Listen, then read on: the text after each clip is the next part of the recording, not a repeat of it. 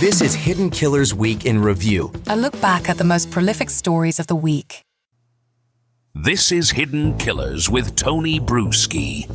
When detectives sat Richard Allen down to discuss the Delphi murders of Abby and Libby, they didn't exactly invite him in for tea and biscuits. Instead, they tried every trick in the book to break him down using flawed forensic claims, pressure, emotional appeals, flat-out lies. It's like they watched too many episodes of Law & Order without checking the science homework first.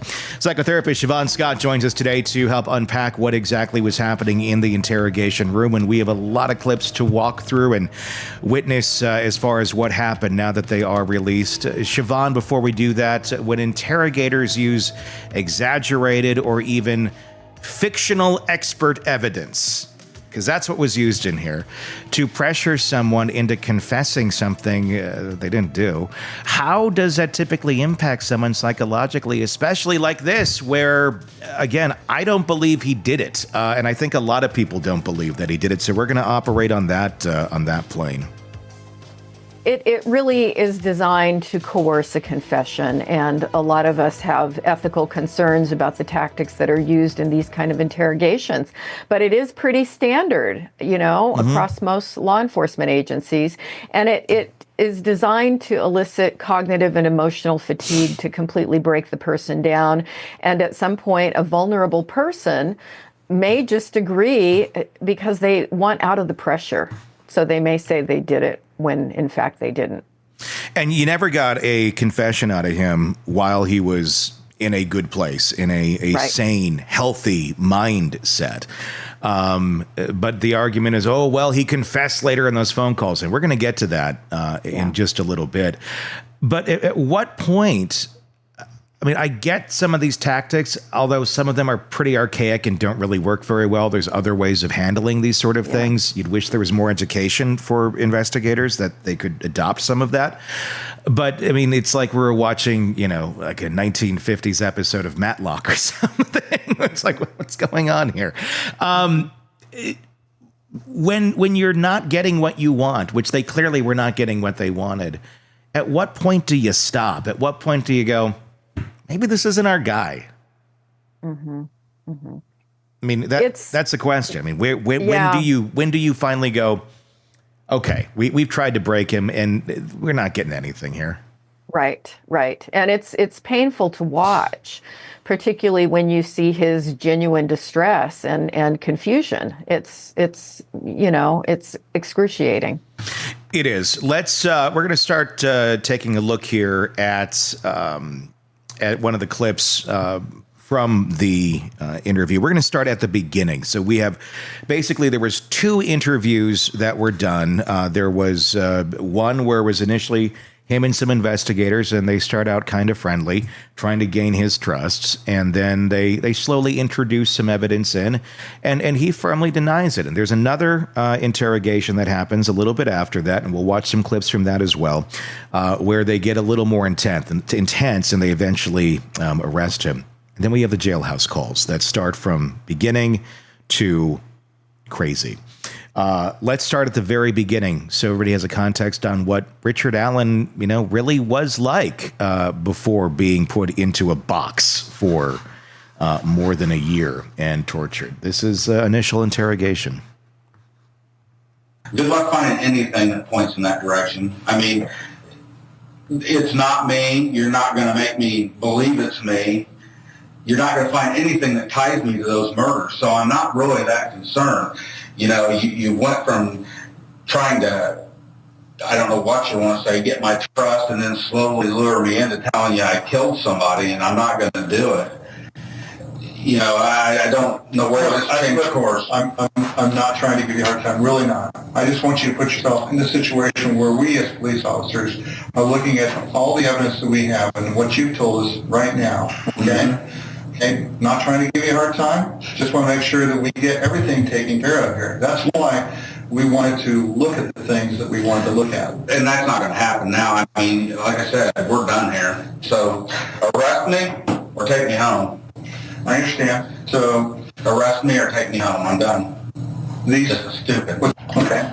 So that day, on that day, you went out there on the bridge, and that you were wearing the same clothing basically the same clothing that this person here is wearing. That's what you think. I don't know how you can tell that that's a black Carhartt coat, which is what I told you, a black or blue Carhartt coat.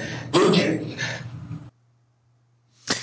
So that's him initially, just very, he's frustrated because they keep accusing him. They initially had walked him into what were you wearing that day? And he was somewhat vague about it. It's like a blue or a black Carhartt coat, probably, because they're asking him to remember what he wore 6 years ago on a hike. And then jeans. And so they're saying because he was wearing that, it must be him. I would challenge anybody to go to Delphi, Indiana on that day and see how many men were out there walking around in a Carhartt coat and jeans. I'm going to guess a high percentage was out there like that. What did you take off of that clip where he seems to be very sincere in my estimation? Yeah. It's listening to him, it feels very genuine. It feels very sincere. Now, that doesn't mean that sometimes people who are guilty can't present that way. But the other thing I really notice is how cogent he is, and his affect is normal. He's offended, which, if any of us were accused of something we didn't do like that, we'd be offended by it.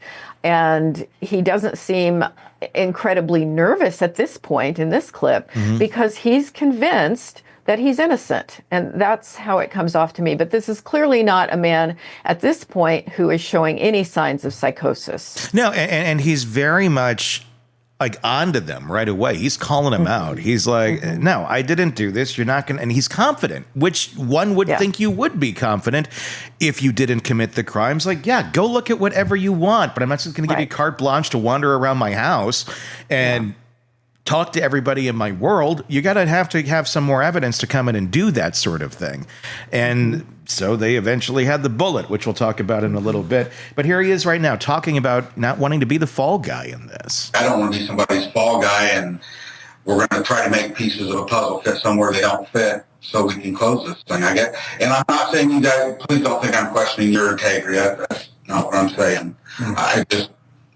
Okay. I mean, I guess that's where I'm at.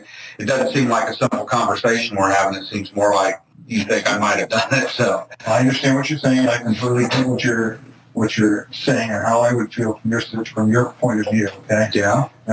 But from our situation, what we're trying to do is be able to show what all you were doing that day. Take a look at everything. Make sure that we can show that what you're saying is true.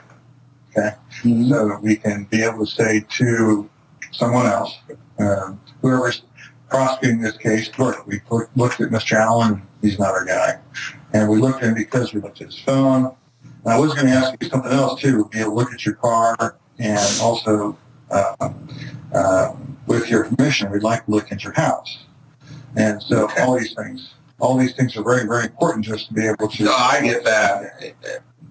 I mean, yeah, I'm not going to, I mean, if you get to a point where you think that I need further investigating and you want to get a warrant, do it, that's fine. But I'm not going to have somebody going through my house and everything. Reasonable request. Reasonable to say, no, you're not just going to walk into my house. Sure. What's your thoughts on how this is going? Yeah, it's interesting that, he's being very reasonable with them, and even going to the point of saying, I'm not questioning your integrity. I mean, he's treating them with courtesy, but assertiveness, which is entirely appropriate. Yeah, it's, again, just I've watched a lot of interrogations, and maybe I'm biased because I do have an opinion on this, but I've never seen one where the guy looks more innocent than I've seen in this one. I've seen somewhere where the people are innocent and they look somewhat guilty or at least questionable. This one just, I don't know. I can see myself in Richard Allen. I think a lot of us can see ourselves in that of just like, yeah, you would be offended. Like where are you even coming up with these sort of things? Right. And do you think they already have their mind made up here that they're going to eventually get him? It does seem that way, doesn't it? It really does. It feels like, we're gonna kind of play it like this, but we already know that it's going to be you, and we want to go through your house. We want to do this or that. Here's another clip from that initial investigation. Them kind of throwing it back in his court of as his frustration continues to mount. Them asking, well, how would you handle this if you were us? Is another tactic here. Tell me what you would do differently if you were in our situation. You had this information. How would you react? What would you do? You do the same thing that we were doing right now. What information is it that you have? You have that I was out there, and I told you from the very beginning that I was out there. Yes, you did. I didn't hide it. Did you see this guy? I didn't know. Okay. I told you, I see the only person that I clearly remember seeing that, and this isn't from today, I mean, this is the next day. The only people or person that came into my mind were those 3 girls that I seen. Richard, we're not upset with you, not mad at you, anything like that. We're just trying to get to the bottom of this, okay? No, I'm not, I'm not here to give you a hard time. I'm just here to try to get the situation straightened out. And what we want to do is simply get to the truth. What would help us get to the truth is being able to look inside of some of the things you're talking about, okay? And I get that. Okay. And on the other side of things, sure. And on the other side of things, if I thought I had something that was going to help you, that would, what do I have that's going to help you? Okay. Well, I have some questions we can go through here, if you don't mind. Again, whatever is going to help you. And keep in mind, this is 6 years after the crime. This is after he already went in initially and said, hey, how can I help? Right. And suddenly they think that they got their guy. What was your reaction to that one? Yeah, and they'll do just about anything. I mean, they're pulling out every possible technique they've got to try to get the response that they want. And it does seem like their mind is made up. They've got their guy as far as they're concerned. Want more on this case and others? Then press subscribe now and don't miss a moment of true crime coverage from Tony Brueski and the Hidden Killers podcast.